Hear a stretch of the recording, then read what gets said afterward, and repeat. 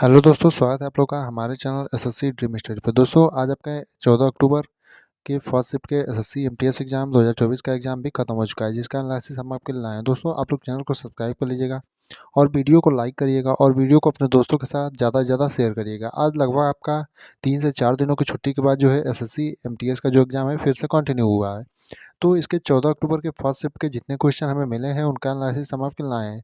दोस्तों आप लोगों का एक लाइक, एक सब्सक्राइब और एक शेयर हमारे लिए बहुत ही ज़्यादा ऊर्जावान होता है, इसलिए आप लोग चैनल को सब्सक्राइब जरूर करिएगा और वीडियो को लाइक भी जरूर करिएगा। अब आइए देखते हैं कि आज आपके पहले शिफ्ट में किस प्रकार के क्वेश्चन जो है पूछे गए थे। पहला क्वेश्चन पूछा था अनीता शर्मा को किस नृत्य के लिए संगीत नाटक अकादमी पुरस्कार मिला था। यानी अनीता शर्मा जो थी उन्हें किस नृत्य के लिए संगीत नाटक अकादमी पुरस्कार जो कि उन्हें 2014 में मिला था, वो किस नृत्य के लिए मिला था। तो जो आपका सही उत्तर होगा सतारिया नृत्य होगा। यानी सतारिया नृत्य जो है उसके लिए जो है अनीता शर्मा को 2014 में जो है संगीत नाटक अकादमी पुरस्कार मिला था। यानी आपके जिस भी ऑप्शन में सतारिया नृत्य दिया रहा होगा वही आपका सही उत्तर होगा। यानी कि आपका अनीता शर्मा को किस नृत्य के लिए संगीत नाटक अकादमी पुरस्कार मिला था, सतारिया नृत्य के लिए। अगला यानी कि दूसरा प्रश्न था बृहत कथा कोश पुस्तक के लेखक कौन थे। क्या दोस्तों इसमें होगा क्या कि क्वेश्चन का जो थोड़ा मोड़ा इधर उधर हो सकता है, बाकी क्वेश्चन सभी वही होंगे और जो भी बचे हुए क्वेश्चन होंगे आप लोग उसे कमेंट में ज़रूर भेजिएगा, ताकि आगे जो है जिनका पेपर है उनके लिए वो क्वेश्चन बहुत ही ज़्यादा इंपॉर्टेंट होते हैं, जिससे हम तीनों शिफ्टों का एक मिक्सअप वीडियो जो है जीके जीएस का बना करके 75 प्रश्न का आपको दे सकें। तो दूसरा प्रश्न है बृहत कथा कोश पुस्तक के लेखक कौन थे। यानी बृहत कथा कोश जो पुस्तक है उसके लेखक कौन थे, तो आपके हरिशेठ थे। यानी आपका जो सही उत्तर होगा कि बृहत कथा कोश पुस्तक के लेखक कौन थे, तो हरिशेठ थे। अगला यानी कि तीसरा प्रश्न था वेनेथ द सरफेस माई स्टोरी किसकी ऑटोबायोग्राफी है। यानी इस ये क्वेश्चन जो है इस प्रकार पूछा था किस ओलंपियन की beneath the surface my story autobiography है। तो आप लोग देख लीजिएगा, थोड़ा मोड़ा क्वेश्चन का लैंग्वेज इधर उधर हो सकता है, बाकी क्वेश्चन सभी वही होंगे। तो वेनेथ द सरफेस माई स्टोरी किसकी ऑटोबायोग्राफी है, तो माइकल फेल्प्स की है। यानी माइकल फेल्प्स वो व्यक्ति थे जिन्होंने 2016 रियो के ग्रीष्मकालीन जो सत्र था उसमें टोटल 28 पदक जीते थे, जिसमें से 23 गोल्ड थे। तो आपसे पूछ सकता है कि 2016 रियो ग्रीष्मकालीन में जो हुआ था, तो 2016 रियो ओलंपिक में किस खिलाड़ी ने जो है 28 पदक जीते थे, तो उसका नाम माइकल फेल्प्स होगा, जिसमें 23 आपके क्या थे, गोल्ड थे और टोटल कितने पदक थे, 28 पदक थे। तो लेकिन आपसे क्वेश्चन जो आज पूछा था विनेथ द सरफेस माई स्टोरी किसकी ऑटोबायोग्राफी है, तो आपका माइकल फेल्प्स की है।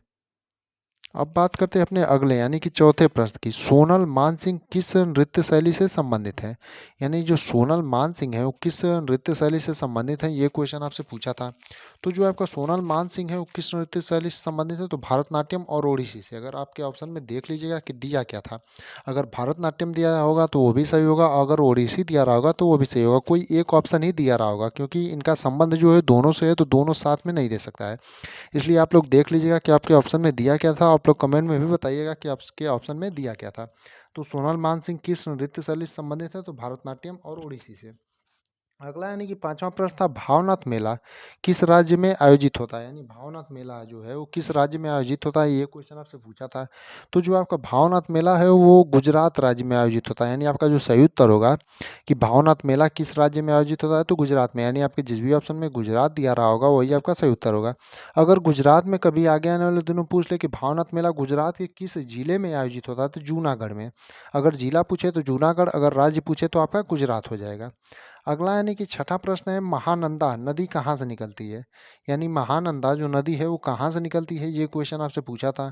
तो जो महानंदा नदी है वो कहाँ से निकलती है, महाहल्दीराम पर्वत से निकलती है। यानी कि महानंदा नदी का जो उद्गम स्थल है वो कहाँ है, महाहल्दीराम पर्वत है।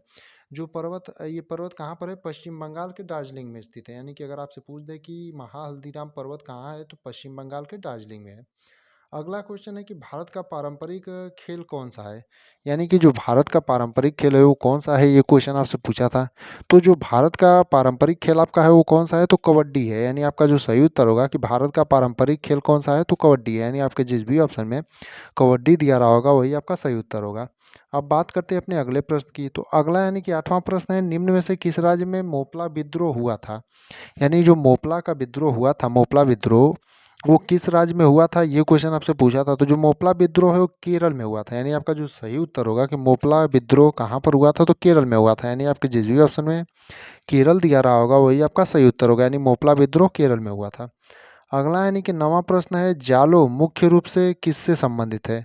यानी जालो जो है वो मुख्य रूप से किससे संबंधित है, ये क्वेश्चन आपसे पूछा था। जालो जो मुख्य रूप से संबंधित है वो पृथुकर्मी से है, यानी आपके जिस भी ऑप्शन में पृथुकर्मी दिया रहा होगा वही आपका सही उत्तर होगा।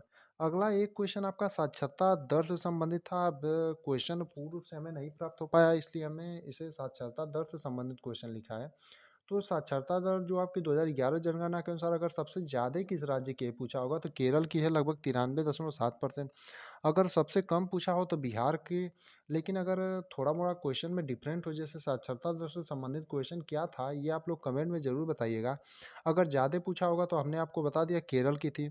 अगर सबसे कम पूछा हो किस राज्य की साक्षरता दर सबसे कम है तो आपका बिहार का है। लेकिन इसका जो सही आपका क्वेश्चन था क्या था, आप लोग कमेंट में ज़रूर बताइएगा, ताकि जिससे हम आपको शाम को आने वाली शिफ्टों में का जो भी क्वेश्चन बचे होंगे सभी शिफ्टों के आप लोग कमेंट में भेजिएगा, जिससे हम शाम को एक मिक्सअप वीडियो बना सकें और 75 प्रश्न का आपको एक साथ वीडियो दे सकें।